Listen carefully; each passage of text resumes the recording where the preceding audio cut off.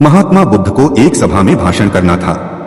जब समय हो गया तो महात्मा बुद्ध आए और बिना कुछ बोले ही वहां से चल गए। तकरीबन 150 के करीब श्रोता थे।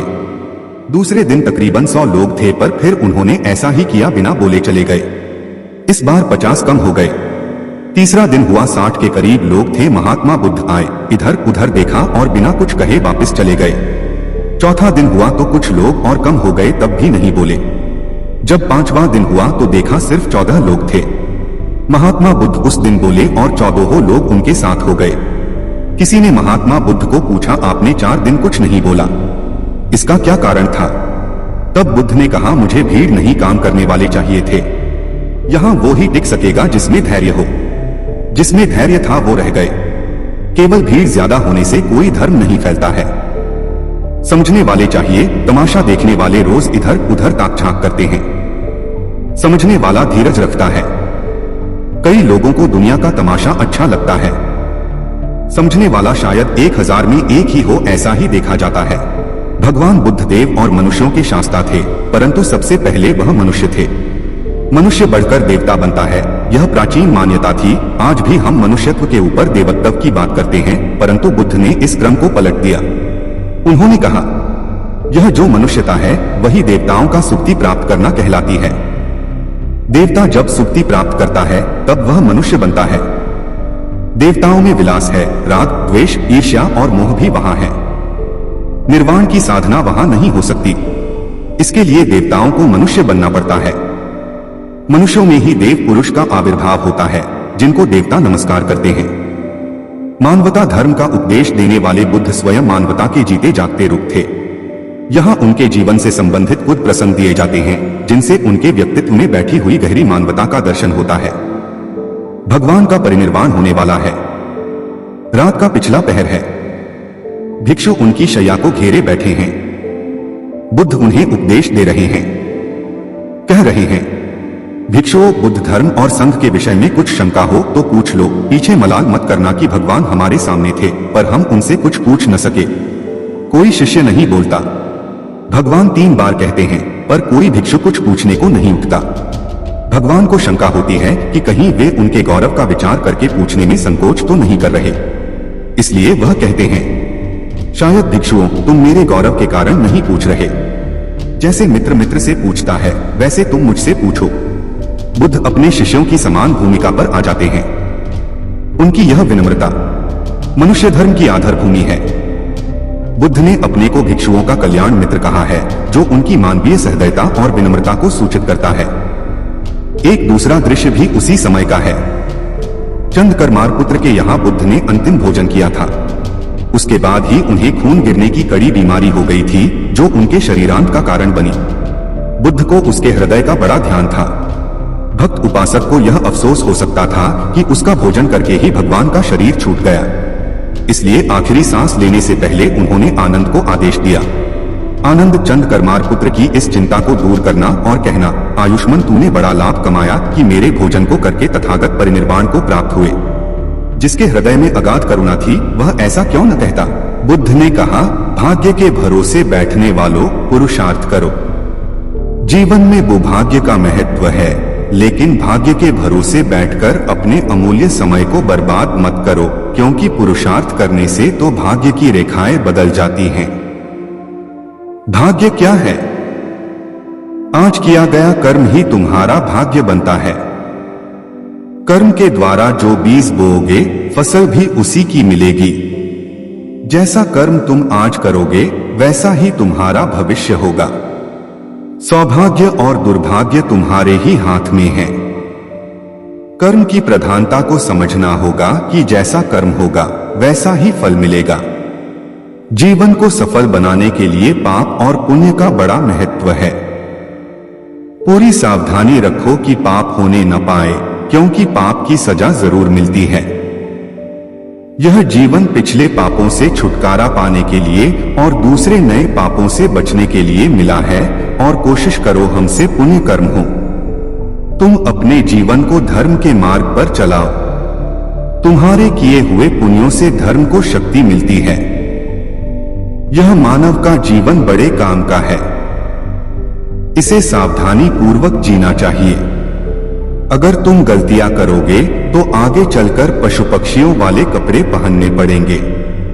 संसार के नश्वर पदार्थों की इच्छा मत करना, क्योंकि इच्छा का फल बहुत दुख देता है। अच्छे अच्छे कर्म करो, उन कर्मों को करके अहंकार मत करना। अहंकार के मार्ग में अंधेरा होता है और अंधेरे में ठोकरें लगती हैं। संसार दुखालय है, अर्थात दो खून से भरा हुआ है। संसार से प्रेम मत करना, बल्कि अपने मन से पापों को बाहर निकालो और सदा सावधान रहो कि कोई पाप न होने पाए। मनुष्य का जीवन मिला है तो इसको सावधानी पूर्वक व्यतीत करना। अपने जीवन में आलस्य को आने मत देना, क्योंकि यह जीवन बहुत अनमोल है। पशुओं से पूछो कि मनुष्य जीवन का क्या महत्व है। पशुओं के जीवन में तो लेशमात्र भी सुख नहीं है। वे सोचते हैं कि हम कब मनुष्य बनेंगे। सर्दी में रजाई और गर्मी में पंखा होगा। कब हम परोपकार करके अपना जीवन सफल बनाएंगे। जो मनुष्य हैं वे अपनी मानवता को संभाल कर रख नहीं पा रहे हैं, बल्कि संसार के सुखों की अंधी दौड़ में दौड़ रहे हैं। वे नहीं जान पा रहे हैं कि हमारी मृत्यु हमारे पीछे पीछे आ रही है। मानव जीवन पाया है, बहुत अच्छी बात है। अच्छे अच्छे कर्म करो ताकि मन पवित्र हो जाए, क्योंकि पवित्र मन ही आत्मा को पा सकता है। अपने मन को शरीर में ही फंसाकर मत रखो, क्योंकि शरीर आज है, कल रहेगा या नहीं यह किसी को भी मालूम नहीं है। शरीर आज नहीं तो कल मिटेगा, किंतु आत्मा सदा अमर है। शरीर को आयु कुछ वर्षों की है, परंतु आत्मा अनंत है। वह तीनों कालों में है। आत्मा पहले भी था, अब भी है और बाद में भी रहेगा। वह शाश्वत है, सनातन है, सूक्ष्म से भी सूक्ष्म है। संसार की सारी शक्तियां उसी से सत्ता पाती हैं। तुम मनुष्य बने हो, विचार करो कि तुम कौन हो। जब तक यह समझ में नहीं आएगा कि तुम कौन हो, तब तक तुम भटकते रहोगे। जब तक तुम अपनी भूल में सुधार नहीं करोगे, तब तक तुम शांति को प्राप्त नहीं कर सकते। शांति को पाना है तो मन को पवित्र करके आत्मा का अनुभव कर लो। आत्मा में ही अनंत विश्राम है। यह शरीर कुछ समय के लिए मिला है। वास्तव में तुम आत्मा हो। तुम्हारा शरीर जिससे शक्ति पा रहा है वह आत्मा ही है, और वही आत्मा तुम्हारे शरीर में मौजूद है। आत्मा को जानना, आत्मा को समझना, आत्मा को पाना, आत्मा का अनुभव करना और आत्मा का साक्षात्कार करना, यह सब मनुष्य शरीर के द्वारा ही संभव है। बस तुम सावधान हो जाओ कि मन में कोई गलत विचार आने न पाए। पहले मन में गलत विचार आता है, फिर वह विचार बलवान होने पर गलत कर्म करवा देता है। गलत कर्म का मतलब है पाप का जन्म हो जाना। बुद्ध ने कहा कि तुम्हारे जीवन के साथ साथ काल भी दौड़ रहा है। बचपन और यौवन कब निकल जाएंगे पता भी नहीं चलेगा। शरीर भी अनेक रोगों से घिरा रहता है। इस शरीर की शारीरिक और मानसिक दोनों प्रकार के रोगों से रक्षा करनी पड़ती है। रोग और भोग दोनों शरीर को निर्बल करते रहते हैं। रोगी और भोगी दोनों को ज्ञान अच्छा नहीं लगता। जिनका तन और मन स्वस्थ नहीं होता वे परमार्थ का लाभ नहीं उठा पाते। मनुष्य को चाहिए कि वह अपनी आयु रूपी संपदा का पूरा पूरा लाभ उठाए। अगर मनुष्य चाहे तो अपने जीवन में अच्छे अच्छे कर्म करके श्रेष्ठ प्रगति कर सकता है। जीवन में संयम को धारण करें। व्यर्थ की कामनाओं का त्याग करें। ज्ञान का दीपक जलाकर कामनाओं का विसर्जन करें। क्रोध को आग समझकर उससे सदा दूर रहना चाहिए। सदा ज्ञान गंगा का संग करो, क्योंकि शुभ विचार ही समस्त समस्याओं का समाधान है। बुद्ध ने कहा कि अपने जीवन से सदा लोभ को दूर रखो, क्योंकि तुम्हारे बूढ़े होने पर भी लोभ बूढ़ा नहीं हो पाता और लोभ सदा भूखा ही रहता है, उसका पेट कभी भी नहीं भर पाता। अगर लोभ की वासना प्रबल है तो वह दूसरे जन्म में भी पीछा नहीं छोड़ती। जिस मनुष्य को लोभ अपने वश में कर लेता है उसका ज्ञान वह चुरा लेता है। लोभ को शांत करना है तो संतोष की शरण में जाना होगा। मोह के आकर्षण में मत आना, क्योंकि मोह से तुम्हारा मन बंध जाएगा और बंधा हुआ मन तुमको बहुत दुख देगा। मन के दुख का कारण है अज्ञान। मन में अगर अज्ञान है तो दुख खोन से कभी भी छुटकारा नहीं हो सकेगा। बस एक समय ज्ञान ही है जो तुमको परम शांति और मोक्ष दे सकता है। तुम अपने तन और मन में प्रेम तथा ज्ञान की ज्योति जला लो, फिर तुम्हारे जन्मजन्मांतर का अज्ञान मिट जाएगा। आज तुम मनुष्य जन्म को धारण करके बैठे हो, इसका मतलब यह है कि तुम शांति और मोक्ष के अति निकट हो। अब तुम संसार में रहकर भी संसार के लगाव में फंसना मत। संसार के अज्ञान से दूर रहना, क्योंकि वह तुमको बांध देगा। अपनी आत्मा का ध्यान करो, वह तुमको सर्व बंधनों से मुक्त कर देगा। एक बार एक व्यक्ति भगवान बुद्ध के पास आया और उसने बताया कि उसका एकमात्र पुत्र आकस्मिक मृत्यु को प्राप्त हुआ। तभी से उसके शोक में न वह ठीक से सो पाता और न खाता पीता है। बस एक ही आशा में उसका जीवन बचा हुआ है कि कहीं से उसका पुत्र फिर से आ जाएगा। उसकी व्यथा सुनकर बुद्ध बोले, लगाव से दुख ही होता है। उस व्यक्ति ने असहमति जताते हुए कहा कि आप गलत कह रहे हैं। लगाव से कष्ट नहीं होता, वह तो प्रसन्नता और आनंद देता है। बुद्ध कुछ और कहते, इसके पहले वह वहां से चला गया। यह बात सार्वजनिक बहस बनकर राजा प्रसेनजित तक पहुंची। उन्होंने रानी के समक्ष हुई बातचीत में बुद्ध को गलत ठहराया। रानी बुद्ध की बात का मर्म जानती थी, इसलिए उन्होंने बुद्ध के द्वारा अपनी बात के समर्थन में सुनाई गई 2 घटनाएं राजा को बताते हुए कहा, महाराज, श्रावस्ती में हाल ही में एक महिला मां की मृत्यु होने से दुख में पागल हो गई। 2 प्रेमियों ने लड़की का विवाह किसी और से हो जाने पर आत्महत्या कर ली। इससे यही प्रकट होता है कि लगाव से दुख होता है। क्या आप राजकुमारी को प्रेम करते हैं? राजा चकित होकर बोले, अवश्य ही करता हूं। रानी ने प्रश्न किया, यदि वह किसी दुर्घटना का शिकार हो जाए तो क्या आपको दुख न होगा? राजा ने स्वीकार किया कि उन्हें दुख होगा। अब वे बुद्ध की बात से पूर्णतः सहमत हुए। वस्तुत लगाव या प्रेम आनंद देता है, किंतु अनुकूल परिस्थितियों में यह संभव होता है। प्रिय पात्र के अभाव या उसे कष्ट में देख यह प्रेम दुख में परिणत होकर तकलीफ देता है। इसलिए अपने प्रेम को संयम की लगाम से कस कर रखें। तथागत बुद्ध उन दिनों मगध प्रवास पर थे। साथ में शिष्यों का बड़ा समूह भी था। प्रतिदिन बुद्ध के प्रवचन होते, जिनका लाभ लेने के लिए बड़ी संख्या में लोग आते। इन लोगों में साधारण जन के साथ विशिष्ट हस्तियां भी शामिल रहती थीं। हालांकि बुद्ध सभी के प्रति समान रूप से प्रेम व आत्मीयता का व्यवहार रखते थे। इन लोगों में नगर सेठ का पुत्र भी था, जो बड़े ध्यान से बुद्ध के प्रवचन सुनता था।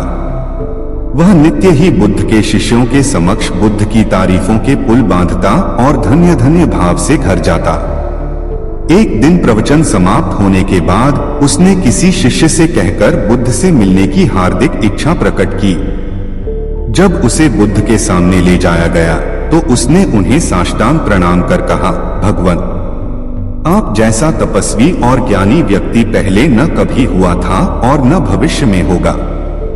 यह सुनते ही बुद्ध ने उसकी बात बीच में ही रोककर कहा, वत्स, क्या तुमने इतना अध्ययन कर लिया है कि अब तक कितने संत महापुरुष हुए हैं? और क्या भविष्य भी जान चुके हो कि आगे और कोई नहीं होगा? युवक लज्जित भाव से चुप खड़ा रहा, क्योंकि इस बात का उसके पास कोई जवाब नहीं था। बुद्ध ने अपनी बात समाप्त करते हुए उसे सीख दी, सदैव अपनी आंखें खुली रखो। जो जैसा है उसे वैसा ही महत्व दो। किसी से उसकी तुलना मत करो।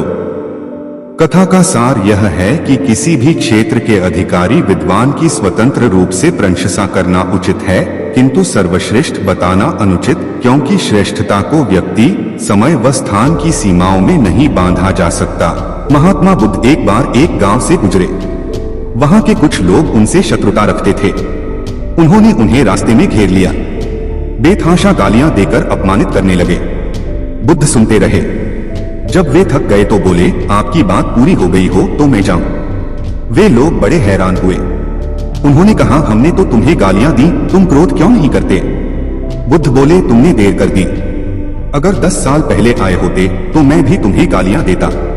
तुम बेशक मुझे गालियां दो, लेकिन मैं अब गालियां लेने में असमर्थ हूं। सिर्फ देने से नहीं होता, लेने वाला भी तो चाहिए। जब मैं पहले गांव से निकला था तो वहां के लोग भेंट करने मिठाइयां लाए थे, लेकिन मैंने नहीं ली क्योंकि मेरा पेट भरा था। वे उन्हें वापस ले गए। बुद्ध ने थोड़ा रुककर कहा, जो लोग मिठाइयां ले गए उन्होंने मिठाइयों का क्या किया होगा?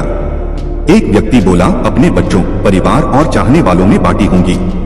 बुद्ध बोले, तुम जो गालियां लाए हो उन्हें मैंने नहीं लिया। क्या तुम इन्हें भी अपने परिवार और चाहने वालों में बांटोगे? बुद्ध के सारे विरोधी शर्मिंदा हुए और वे बुद्ध के शिष्य बन गए। भगवान बुद्ध देव और मनुष्यों के शास्ता थे, परंतु सबसे पहले वह मनुष्य थे। मनुष्य बढ़कर देवता बनता है, यह प्राचीन मान्यता थी। आज भी हम मनुष्यत्व के ऊपर देवत्व की बात करते हैं, परंतु बुद्ध ने इस क्रम को पलट दिया। उन्होंने कहा, यह जो मनुष्यता है वही देवताओं का सुक्ति प्राप्त करना कहलाती है। देवता जब सुक्ति प्राप्त करता है तब वह मनुष्य बनता है। देवताओं में विलास है, राग, द्वेष, ईर्ष्या और मोह भी वहां है। निर्वाण की साधना वहां नहीं हो सकती। इसके लिए देवताओं को मनुष्य बनना पड़ता है। मनुष्यों में ही देव पुरुष का आविर्भाव होता है, जिनको देवता नमस्कार करते हैं। मानवता धर्म का उपदेश देने वाले बुद्ध स्वयं मानवता के जीते जागते रूप थे। यहाँ उनके जीवन से संबंधित कुछ प्रसंग दिए जाते हैं, जिनसे उनके व्यक्तित्व में बैठी हुई गहरी मानवता का दर्शन होता है। भगवान का परिनिर्वाण होने वाला है। रात का पिछला पहर है। भिक्षु उनकी शैया को घेरे बैठे हैं। बुद्ध उन्हें उपदेश दे रहे हैं। कह रहे हैं, भिक्षुओं, बुद्ध धर्म और संघ के विषय में कुछ शंका हो तो पूछ लो। पीछे मलाल मत करना कि भगवान हमारे सामने थे पर हम उनसे कुछ पूछ न सके। कोई शिष्य नहीं बोलता। भगवान 3 बार कहते हैं, पर कोई भिक्षु कुछ पूछने को नहीं उठता। भगवान को शंका होती है कि कहीं वे उनके गौरव का विचार करके पूछने में संकोच तो नहीं कर रहे।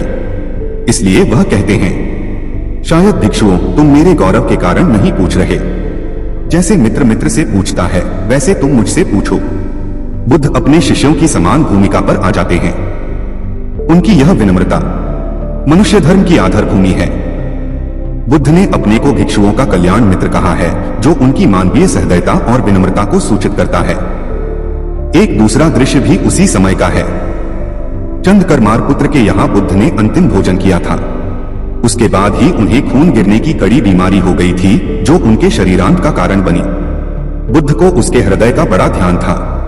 भक्त उपासक को यह अफसोस हो सकता था कि उसका भोजन करके ही भगवान का शरीर छूट गया। इसलिए आखिरी सांस लेने से पहले उन्होंने आनंद को आदेश दिया। आनंद चंद्रकर्मार पुत्र की इस चिंता को दूर करना और कहना, आयुष्मान, तूने बड़ा लाभ कमाया कि मेरे भोजन को करके तथागत परिनिर्वाण को प्राप्त हुए। जिसके हृदय में अगाध करुणा थी वह ऐसा क्यों न कहता। गौतम बुद्ध किसी उपवन में विश्राम कर रहे थे। तभी बच्चों का एक झुंड आया और पेड़ पर पत्थर मारकर आम गिराने लगा। एक पत्थर बुद्ध के सर पर लगा और उससे खून बहने लगा। बुद्ध की आंखों में आंसू आ गए। बच्चों ने देखा तो भयभीत हो गए। उन्हें लगा कि अब बुद्ध उन्हें भला बुरा कहेंगे। बच्चों ने उनके चरण पकड़ लिए और उनसे क्षमा याचना करने लगे। उनमें से एक बच्चे ने कहा, हमसे बड़ी भूल हो गई है। मेरी वजह से आपको पत्थर लगा और आपके आंसू आ गए। इस पर बुद्ध ने कहा, बच्चों, मैं इसलिए दुखी हूं कि तुमने आम के पेड़ पर पत्थर मारा तो पेड़ ने बदले में तुम्हें मीठे फल दिए, लेकिन मुझे मारने पर मैं तुम्हें सिर्फ भय दे सका।